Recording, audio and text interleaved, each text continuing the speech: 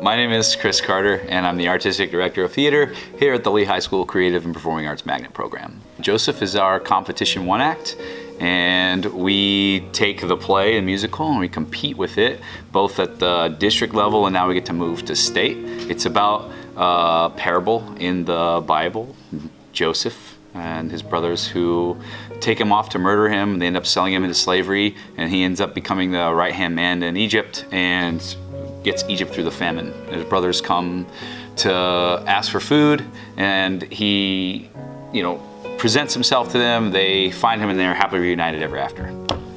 My production of Joseph is a little bit different than the way it's traditionally staged. We take a lot of anachronistic liberties, so we put some things in the play that are contemporary in nature, and so it's really funny to see things like cell phones in the biblical era. We've got an Amazon Prime box, got some LED lighting, and the audience seems to have a good kick out of it.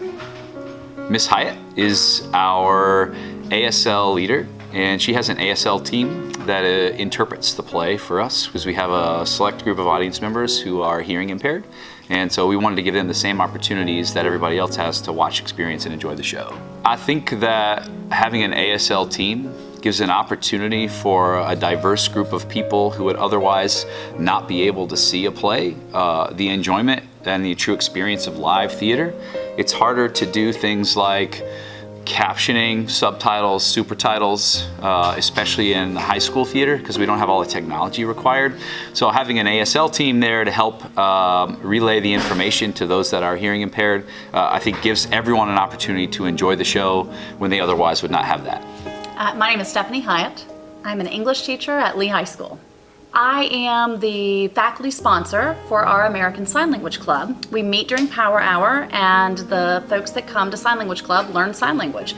So this year, just like last year for Tarzan, we ended up signing one of the performances of Joseph and the Amazing Technicolor Dreamcoat. We didn't initially plan to interpret Joseph. We knew we were going to interpret the spring musical, but we didn't think we would do Joseph, mainly because the participants in the club were all so new. They just hadn't had enough experience yet. But 2 weeks ago, when Ms. Fields posted on Facebook that we were going to have an encore performance of Joseph, I started getting messages on Facebook with deaf people in the community tagging me and saying, "Hey, are you guys going to interpret this?" So apparently after Tarzan, we've developed a little bit of a reputation here for providing inclusive theater experiences in Huntsville, which is great because we're the only ones doing that. So we were actually responding to a request from the community. I think my favorite part of doing it is just knowing that it opens up something that I love, which is theater, to a broader community, to people who wouldn't get to experience it otherwise, wouldn't get to see the beauty of it, we saw so many people of our deaf community laughing and enjoying themselves at the production, and they wouldn't have had it available to them had we not been able to offer this service.